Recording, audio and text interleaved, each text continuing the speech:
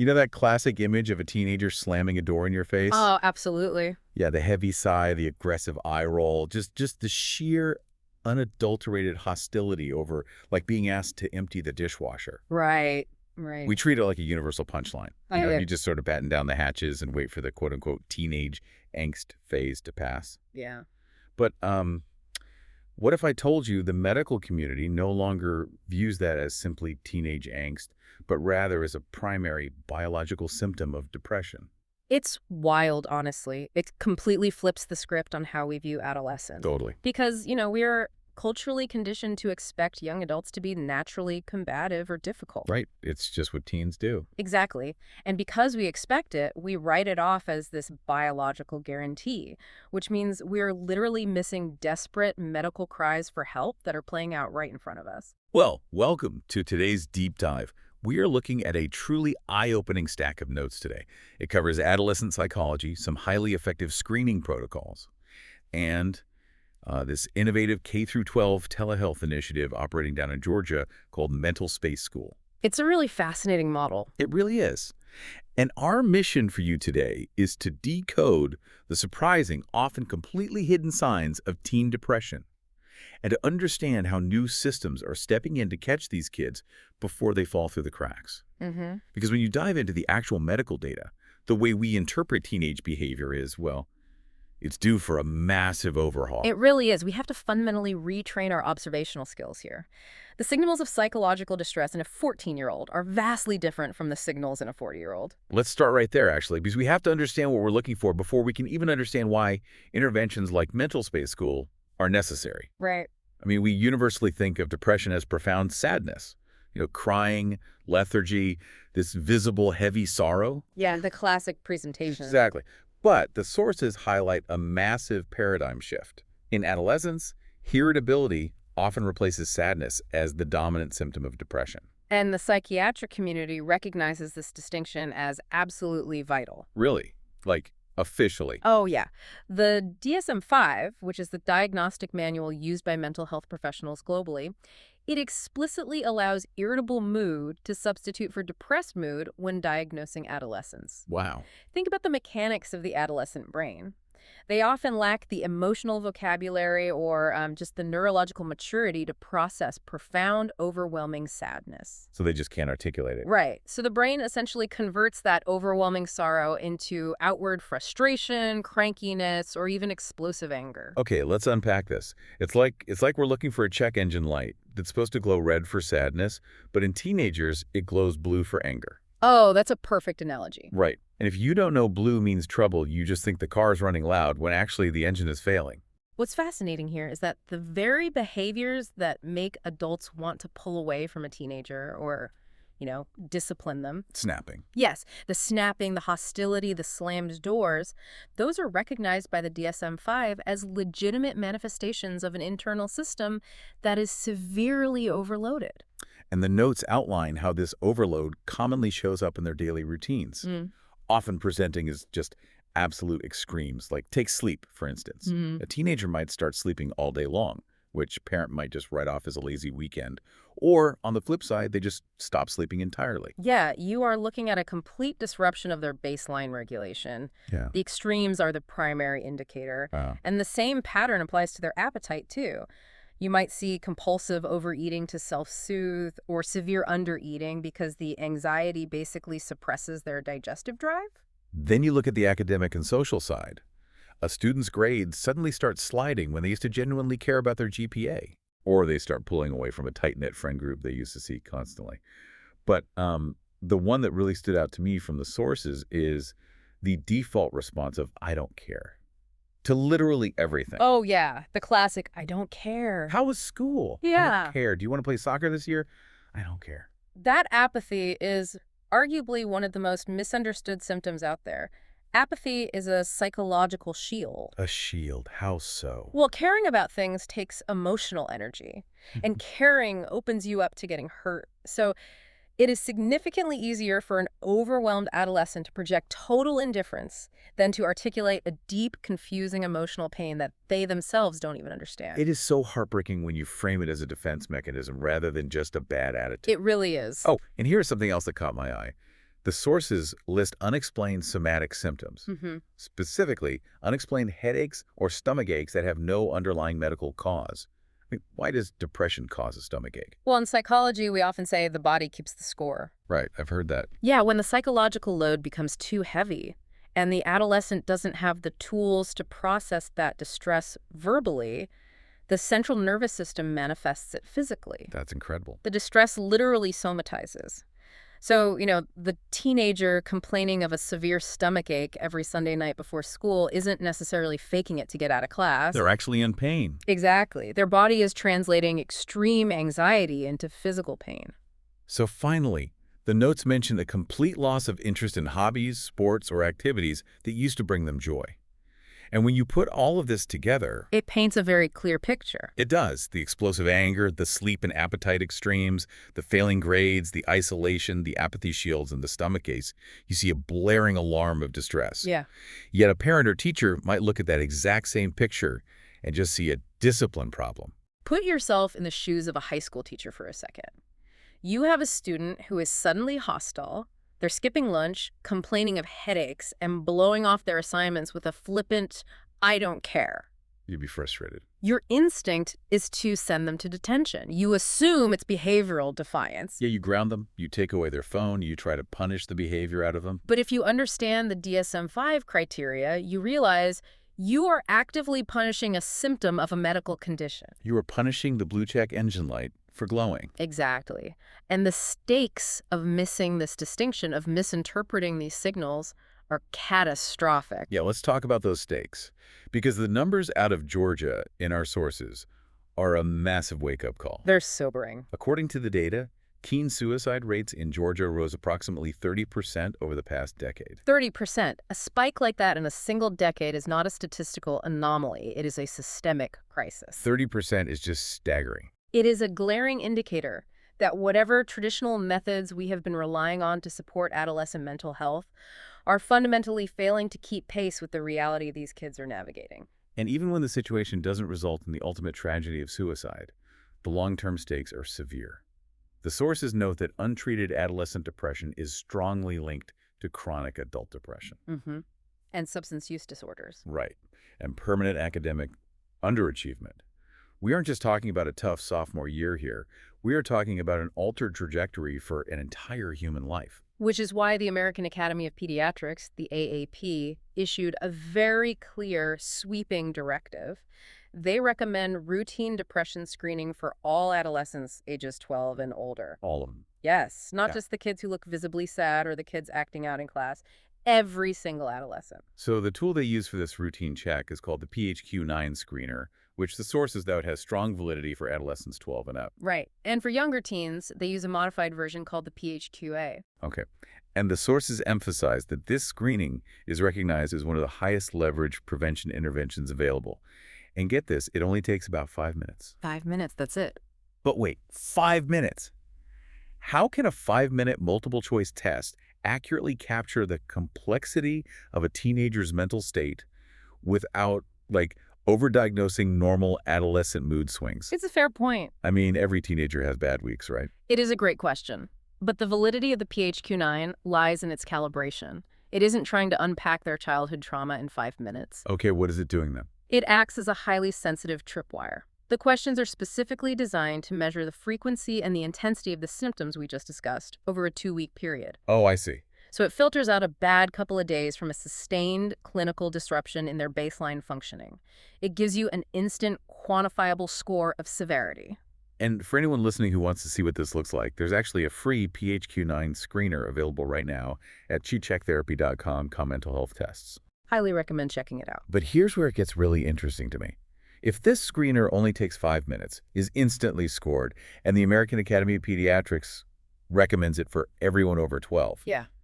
why isn't this as standard as a scoliosis check or a vision test in schools? Why aren't we doing this as just a mandatory piece of the back-to-school paperwork? Why are we missing this? Well, if we connect this to the bigger picture, the bottleneck preventing widespread adoption isn't the screening itself. Okay. As you noted, the PHQ-9 is free, it's fast, it's highly effective. The bottleneck is the infrastructure required to handle the results. Because if you find a problem, Right. Identifying a crisis without a safety net only creates panic. Walk me through that. Yeah. What happens when a school actually does this screening on a mass scale? Okay, imagine a standard high school with 2,000 students. The administration mandates this 5-minute screening on a Tuesday morning. Based on current national averages, by Tuesday afternoon, that school will have identified hundreds of students who are flagging for moderate to severe depression or suicidal ideation. Oh, wow. Hundreds. Yes. So you've suddenly found the massive hidden problem. But now you actually have to do something about it. Exactly the issue.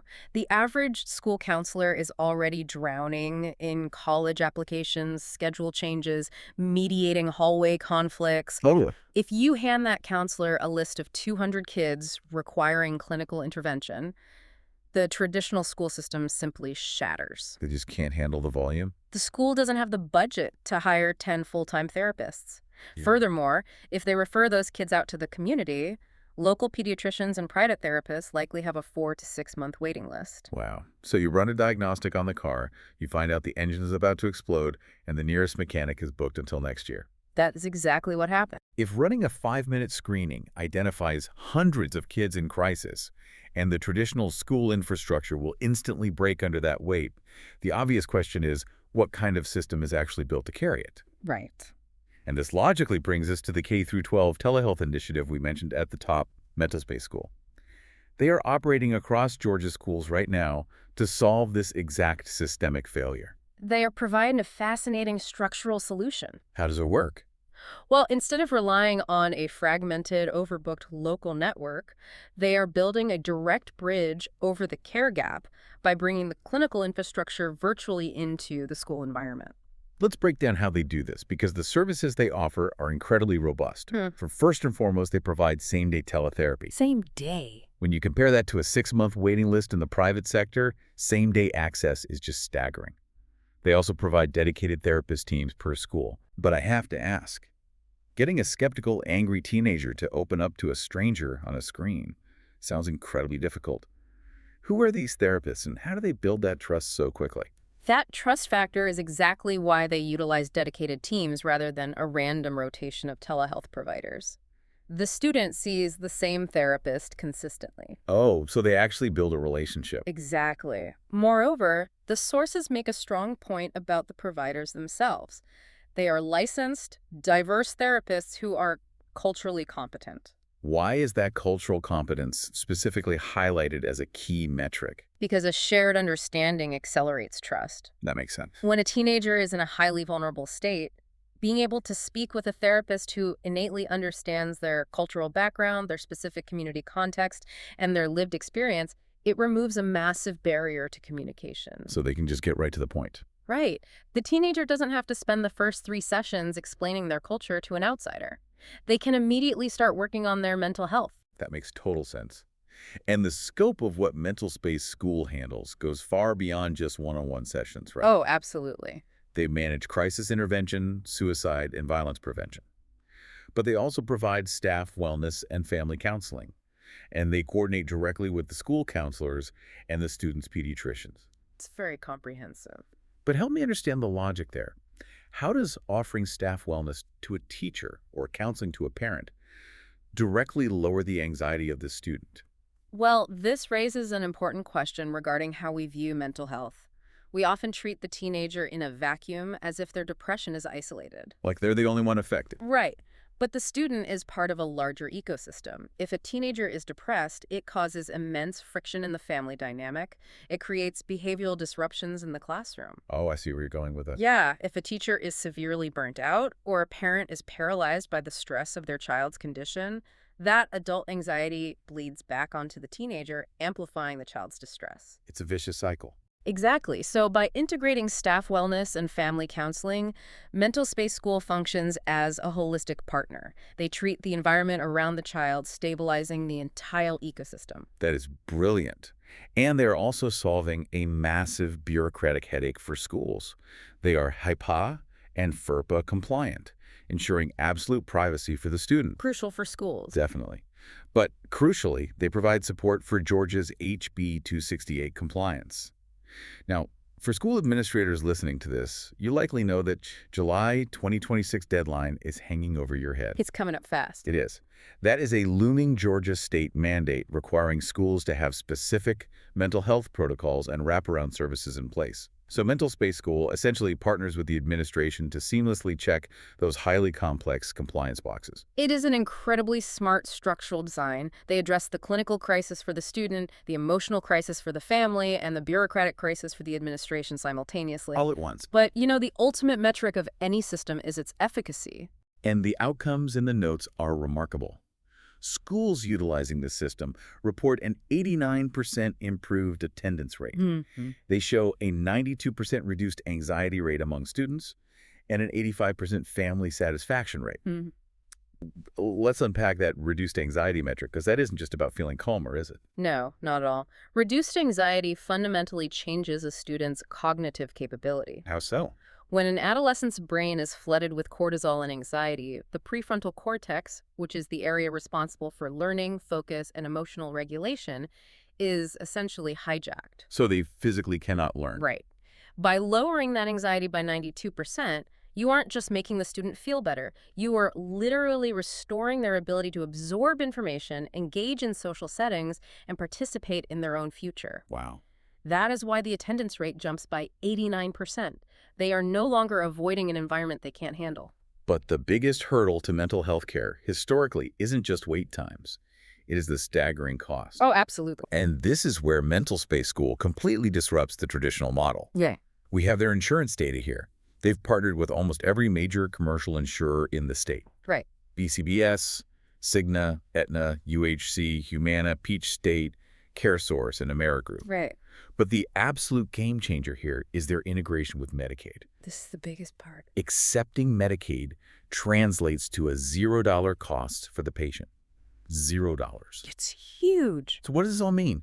When you combine same-day teletherapy with a $0 Medicaid cost, you are completely dismantling the two highest, thickest walls in the American healthcare system: waiting lists and money. You are eliminating the friction of access. Right. When a family discovers their child is in a mental health crisis, the absolute worst-case scenario is forcing them to navigate a labyrinth of out-of-network deductibles or telling them to sit on a waiting list for half a year. Exactly. While their teenager spirals further into the dark. Removing the financial and logistical barriers means the intervention happens when it is actually needed, immediately. For any educators, administrators, or parents in Georgia listening to this who want to access this kind of infrastructure, the contact information in our sources is very straightforward. Yeah. You can visit mentalspaceschool.com or reach out directly via email at mentalspaceschool@chichitherapy.com for school partnerships or family intake. Let's briefly recap the journey we've been on today. Sounds good. We started by dismantling a very dangerous cultural stereotype. Teen depression doesn't usually look like a quiet, tearful sadness. It hides behind slammed doors, explosive irritability, extreme apathy, and unexplained physical ailments like stomach aches. And we established that while the presentation of that adolescent distress is highly complex, identifying it doesn't have to be. Right. Routine implementation of a 5-minute PHQ-9 screening can cut through the behavioral noise and provide clear, actionable medical data. But we also learned that data without immediate intervention is just a recipe for an overwhelmed school system. Yes, exactly. That is why integrated wraparound infrastructure like MentalSpace School is so vital. They are proving right now in Georgia that immediate, same-day, culturally competent care delivered without the massive barriers of out-of-pocket costs and waiting lists can drastically reduce student anxiety, stabilize families, and keep kids engaged in their education. It serves as a highly effective, scalable blueprint for how we can proactively address the mental health needs of the next generation, rather than just reacting to the tragedies. It truly is a blueprint for survival and success. We've covered a lot of crucial ground today, but as we wrap up, there is one particular piece of data from the sources that just continues to echo in my mind. What's that? We discussed how untreated adolescent depression is strongly directly linked to chronic adult depression. The line between the two is remarkably straight. It is. If a simple 5-minute screening and a highly accessible telehealth visit can intercept that path, if it can reroute an irritable, overwhelmed teenager away from becoming a chronically depressed adult, we have to wonder how much of the massive adult mental health crisis we see in society today is simply the echo of missed signals in our teenage years. Keep that in mind the next time you encounter a quote-unquote difficult teenager.